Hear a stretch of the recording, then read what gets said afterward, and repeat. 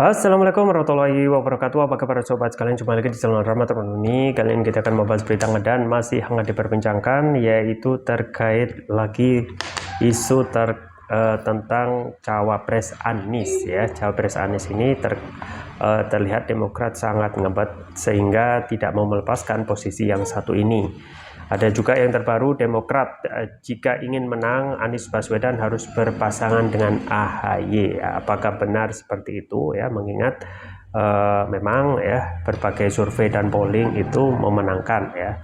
Tapi kembali lagi konsistensi untuk atau hasrat untuk posisi cawapres ini memang lebih getol terus-menerus dikejar oleh Demokrat daripada anggota partai koalisi Anies yang lain, yaitu Nasdem dan juga PKS. PKS full calm and confident ya. Kemudian Nasdem lebih bersifat egaliter ya. Kalau bisa cawapres itu di luar koalisi agar egaliter ya.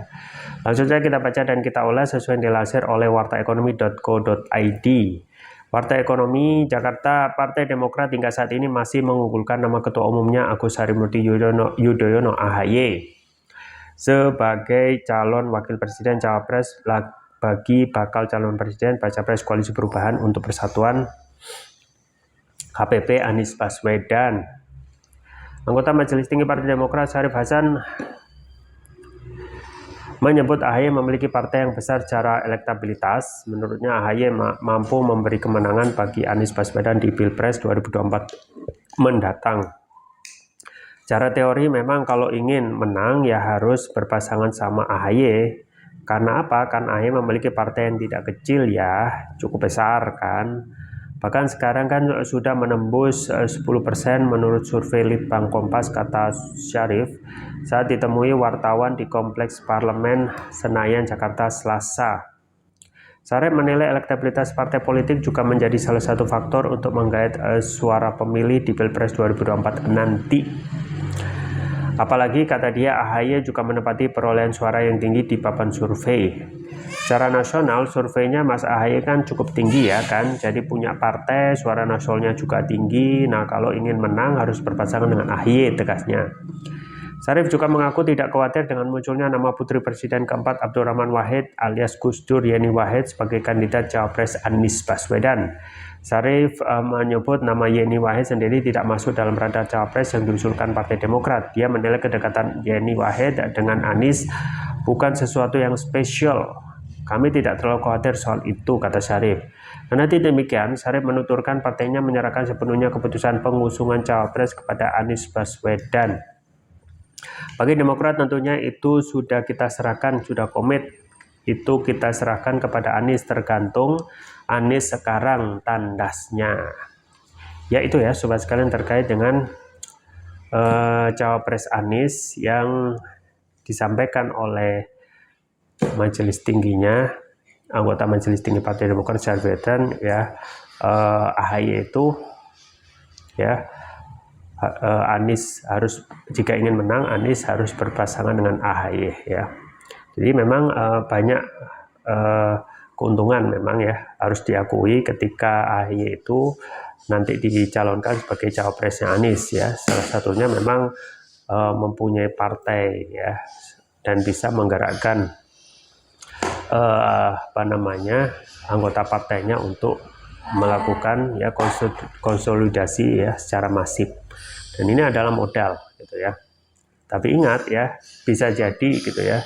Bisa jadi Anies juga mempunyai kertas ya yang di situ namanya AHY, tapi harus disimpan dulu ya. Karena ini juga merupakan strategi yang harus benar-benar dipikirkan dengan matang ya.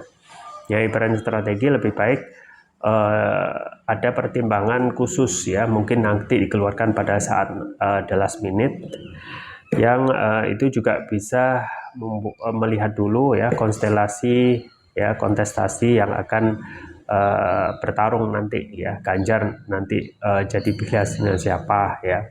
Ya barangkali dengan penentuan ya cawapres ini hingga the last minute ini akan mengunci Demokrat. Kalau sejak awal diumumkan misalnya AHY ya umumkan sebagai cawapres, ya belum tentu juga apa yang disampaikan bahwasanya semua keputusan tergantung kepada Anies itu tetap dijalankan secara konsisten. Bisa jadi buyar gitu ya, dan akhirnya Anies tidak bisa nyapres ya, atau nanti meskipun Demokrat dengan AHY-nya itu dijadikan cawapres tetap dalam koalisi, tetapi ogah-ogahan untuk ataupun tidak full spirit ya untuk memenangkan Anies dalam kontestasi Pilpres. Dan memang ada terkesan hal yang ingin hal tersembunyi ya, yaitu memang Demokrat yang sudah 10 tahun tidak memimpin, yang sebelumnya 10 tahun juga memimpin 2 periode pada masa keemasan SBY ini coba untuk dibangkitkan kembali ya, pun juga 10 tahun terakhir ini elektabilitas partainya juga jeblok. Nah, pasti dalam hal target partai ya untuk meraih kekuasaan ya, hal-hal untuk meningkatkan elektabilitas, untuk membesarkan partai, dan juga kalau bisa menyiapkan ya wakilnya untuk masuk dalam kekuasaan yang paling prestisius ya, kalau nggak jadi presiden ya jadi cawapres ya. Jadi memang ini harus dihati-hati dan dirawat dengan baik ya, isu dengan cawapres ini ya, karena tidak mungkin juga gitu ya, probably ataupun kemungkinan Demokrat itu keluar dari koalisi itu juga bisa terjadi, karena politik di saat ini di negeri ini adalah the art of possibility ya. Politik itu ya seni dengan berbagai macam kemungkinan. Nah, ketika AHY tidak dijadikan cawapres ya, bisa jadi ya, akan ditawari ya posisi yang sama di koalisi yang lain, misalnya di koalisi Prabowo ya, atau koalisi yang lain ya, yang itu justru ya membuat kerugian atau Anies tidak bisa nyapres ya. Kemudian ya kita harus lihat ya, jangankan untuk cawapres ya, posisi